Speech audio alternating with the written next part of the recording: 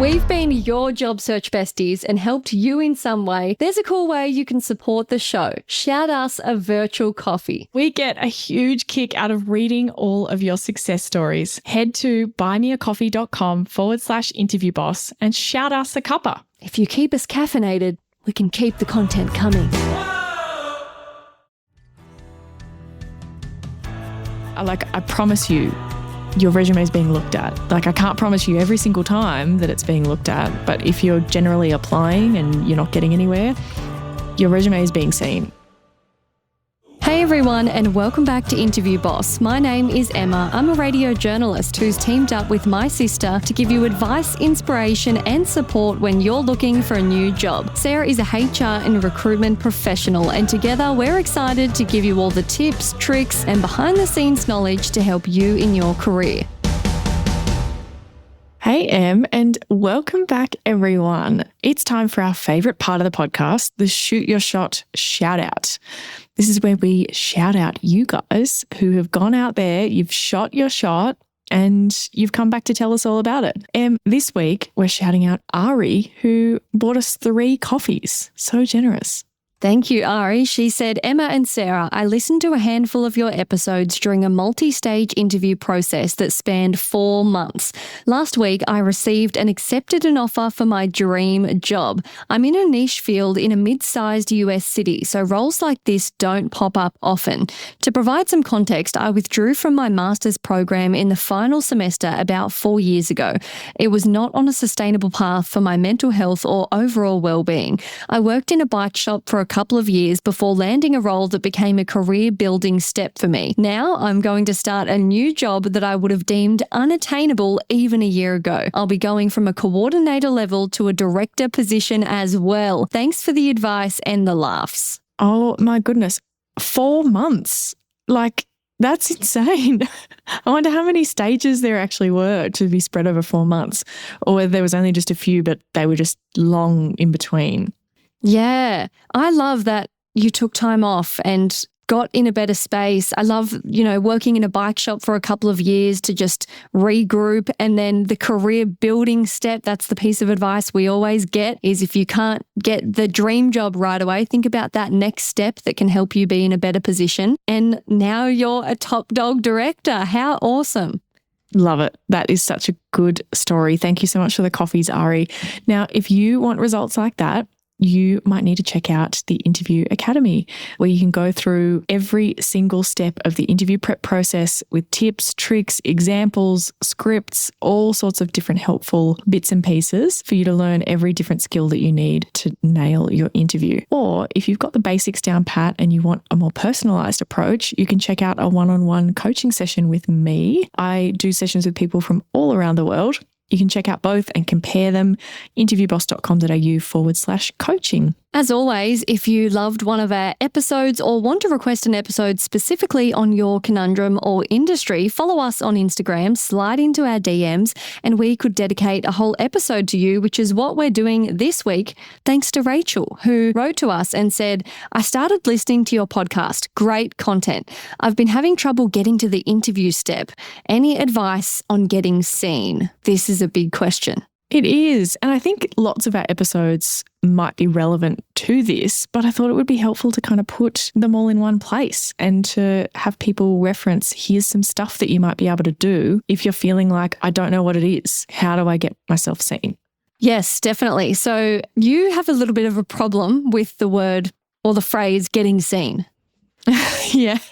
Well, I just wanted to clarify, and I'm sure this is not necessarily what Rachel was kind of talking about, but I just wanted to clarify. If you're thinking my resume is not being looked at and that's why I'm not getting interviews, I would just challenge you on that. I think you are getting seen. You're just not getting selected. Progressing. Yeah, that's right. I promise you, your resume is being looked at. I can't promise you every single time that it's being looked at, but if you're generally applying and you're not getting anywhere, your resume is being seen by plenty of the roles that you're applying for. It's just not going to the next stage. So I just don't want us to focus on the wrong stuff. How do I get someone to look at it? Well, they are looking at it. It's the getting to the next stage part. So that's what we're going to kind of focus on, is the getting to the next stage part. Plenty of people get jobs applying through job boards, And even when lots of people apply, like it's a very valid way to get a job. It works. It's just tricky because so many people and, it's a numbers thing. Is it worth taking into account what the market's doing? If we're not getting anywhere, is that something that can actually be causing this? I think so. Yeah, for sure. There's a lot of talk at the moment when this episode kind of goes live about kind of the white collar recession, particularly in the US. At different points in time, there's different kind of shortages or booms in certain areas, like tech can be hard at the moment. Like different stuff is going on in the market at any given time. Like we did an episode recently about trying to get a completely remote job and how challenging that can be. And if you're exclusively applying for remote jobs and finding it really hard, well, then knowing how competitive that is compared to the rest of the other jobs you might apply for might help you understand, hey, this is just going to be really, really tough. Yeah, put your mind at ease. Yeah, that's right. I don't want people to use it as an excuse though. It can be really, really easy to start consuming content about the market and shortages and statistics and things like that. I don't want you to go down that rabbit hole and start feeling hopeless, like there's nothing you can do. It's just an information collecting thing. It's just something I want you to have in the back of your mind to know that, hey, it is more challenging in this space, so I'm up against it. We didn't talk about in that remote episode that, hey, you can't get a remote job. We just said, just keep in mind it's going to be harder. So approach accordingly. And that's our similar advice here, is just check in with the market in your area, in your industry, and have that as a data point. Now, I think the biggest pillar of our advice for this conundrum is to check your resume. That's given that it's the first step of the process. If you're not getting past that, the issue's 90% with your resume. Yeah. And look, we've got some other things to think about beyond this, but what I want to start off with is there's no right or wrong when it comes to resumes. Everyone you are going to hear from is going to have different advice on do this, don't do that, always do that, never do this. And it's all very different, right? But I will say that I've noticed a bit of a trend in people that I do coaching sessions with, and occasionally they're doing an interview coaching session or even a career coaching session where they're like, help me work out what to apply for. And they think, oh no, the resume is great. The resume is fine, because I'm getting a couple of interviews. And I'm like, okay, how many things are you applying for? Because I'm looking at their resume going, oh, I can see some stuff that easily could be fixed now talking to the person and comparing it to what they've got on paper. But people almost every single time come to our podcast and think, I don't need the resume episodes. I'm just going to listen to the other stuff. And I think that more people need the resume episodes than what they're willing to admit. So I'm comfortable with nudging you in that direction, because I think more likely than not, there's some things that you could pick up from our resume episodes. So it doesn't matter if I don't like what you're doing. If it was working, who cares? Yeah. If it works, don't fix it. Do whatever you want. If it's working and it's getting you interviews, you can do whatever you like, because if it ain't broke, don't fix it.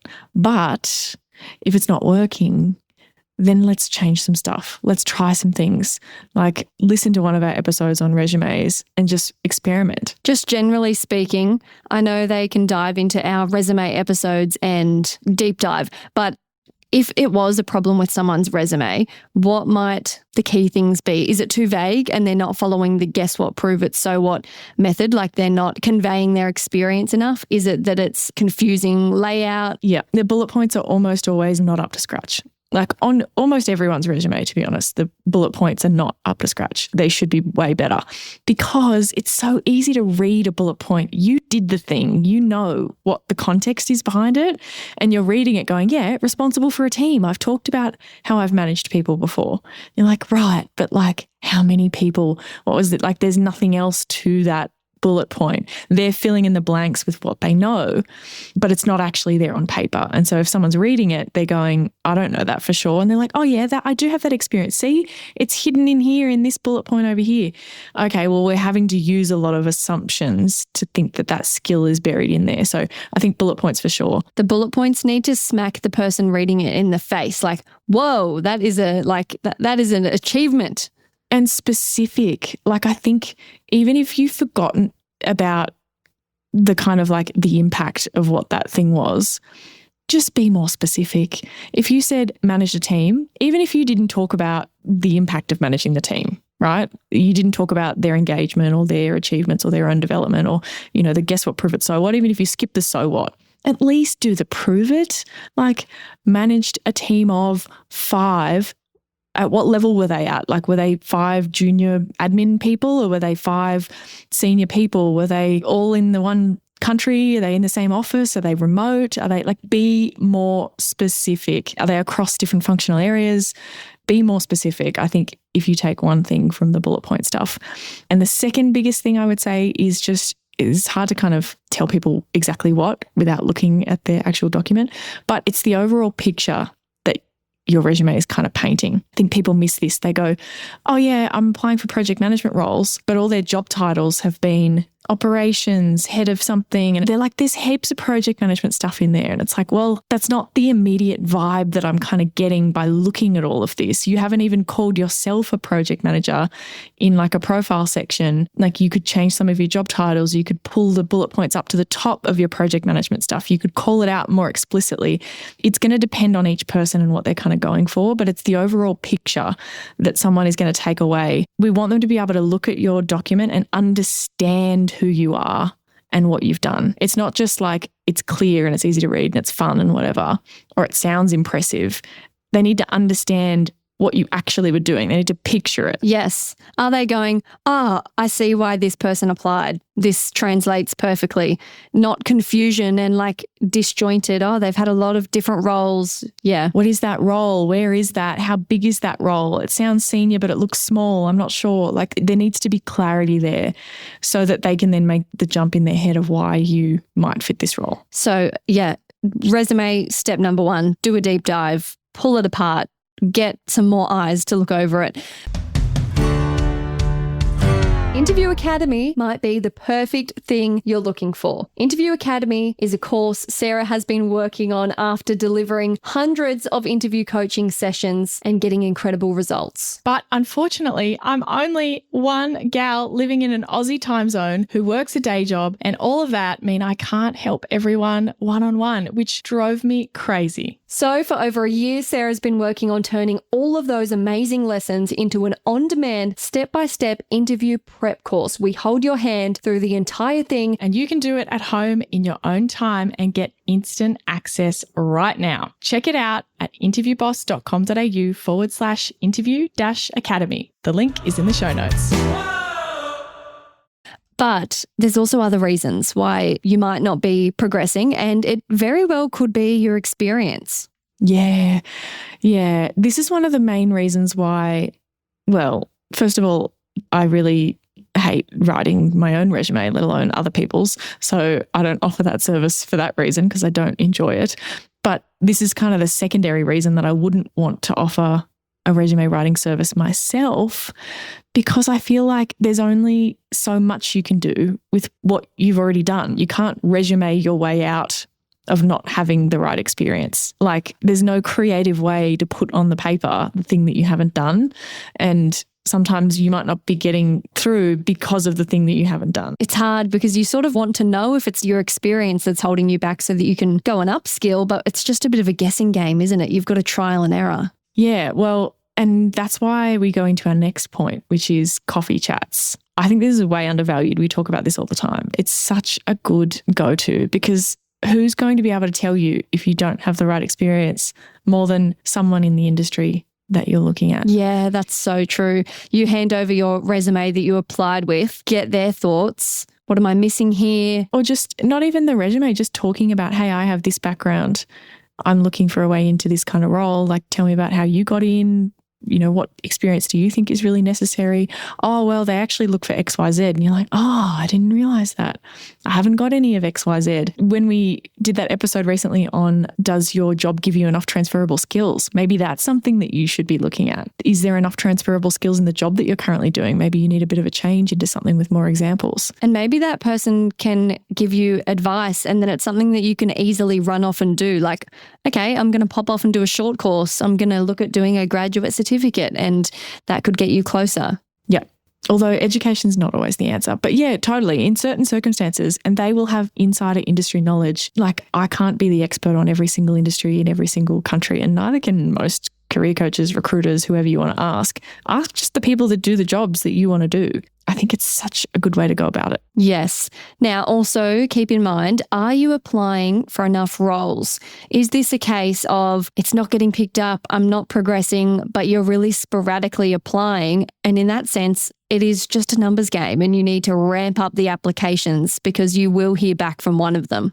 Yes. And there's just so many factors that go into whether you get put through for a certain role. Timing is one of them, availability of the role, other candidates. Like there's just so many things like that might go into someone kind of choosing a particular resume or not.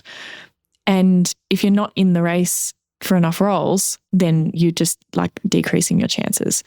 I want you to think about, imagine if it was just random chance with however many people applied and who got the job, right? Imagine it was just random chance. It's obviously not, but let's imagine. Let's say a role got 50 applications. There's only one job. So you're 1 in 50. Yeah.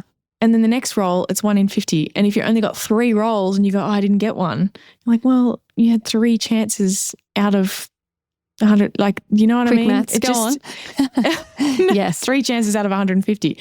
But then I was thinking maybe some of those are the same people. But I think that is something to think about. You need to maybe apply for more things. And our episode, if that's you, about not judging the job ad too harshly might be relevant because maybe you're waiting for the job ad that really, really speaks to you and you maybe should open your field a little bit more. On the flip side, is it possible that you could actually be applying for too many roles and therefore your reach is not niche enough that you're applying for things that are a bit too random so they're just like, no, what's this person's resume doing in my pile? Yes, and people think that their resume is kind of doing all the work and, oh, well, it shows that I've got all these skills. And so they just use the same document to apply for a whole range of different stuff in a whole range of different areas. And it just can feel really like, what is this person doing applying for this thing? So if you've got multiple types of things you're applying for, maybe you need multiple types of resumes. Maybe the transferable skills aren't coming across with all that breadth of stuff. And so if that's you and you're going massive scattergun approach, maybe narrow it down and pick things that you feel like you're more likely to kind of get. I know this is hard. I know this advice feels so rough because it's like maybe you've tried literally all these things already and you're still like, well, it's not working. Like, yeah. Like I get it. I get it. It's rough and it's not in your control. And that's torture. It really is. And like we said before, it's kind of trial and error. Assess, adjust. Maybe you tweak your resume, really work on your bullet points, keep going. If that's still not working, then you can try the coffee chat to someone. Maybe it is experience related. It's just keep trying, keep refreshing, keep applying for more. If you fall into the camp that is applying too little, maybe pull back and refocus, hone in if you're applying for too many. Make sure you look after yourself and work on your mindset. We've got so many episodes on all of that kind of stuff as well. And then the last thing I wanted to mention is it time to get some professional help, potentially? That could look like a whole range of different things. This is not an episode about professional help, but just, are you at that point of, I don't know what else to do next? I don't know, maybe I need to pay someone to be on my side. Have a look, do some research. What is there in your industry? What is there in your zone? Can you have someone look at your resume? Do you need a professional resume writing service? I think you need to do a bit of work yourself before you just outsource that. But look at what's available. It's a small note because I don't think that's the answer to everything. I think you should do everything else first. But maybe that could help you get some perspective. But if you feel like you've exhausted all options, rope in someone else. You don't have to battle alone. And like I say, I don't write people's resumes for them, but I do occasionally do what I kind of call a career coaching session. There's not much information about them on the website because they're not necessarily what I want to do all day, every day, but they are available when you go to book an interview coaching session, and you can upload your resume and I can have a look at it for you. And if I think, hey, there's nothing I can do, this is your experience, or it's, I don't know this industry or something, then I'll let you know. But maybe check that out. You've got this. Interviews are coming your way. Yes, hang in there, Rachel. Shoot your shot. We really want to hear from you if you're in this situation and you do get through and you start getting interviews. What was the thing that made the difference for you? Share that advice for other people who are in the same situation as you. This is absolutely a community and we all help each other. Thanks so much for listening to Interview Boss. If you like hearing the sound of our voices, follow us on Apple or Spotify, or better yet, send this episode to someone that you think might need it or might find it useful. That's how we can hit the charts and we can help even more people all around the world. For more advice, inspiration, and more of the supportive community, chuck us a follow on Instagram at InterviewBoss.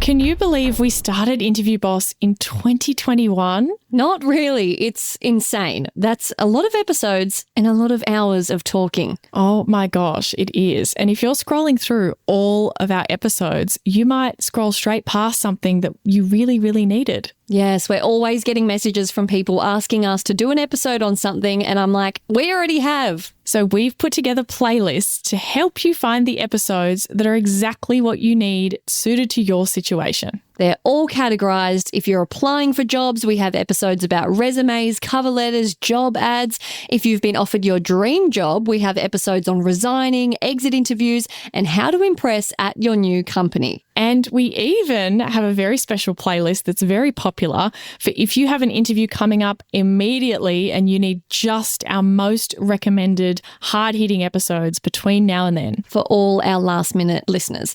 It's all there for you. You can browse by category and check out all the playlists at interviewboss.com.au/podcast.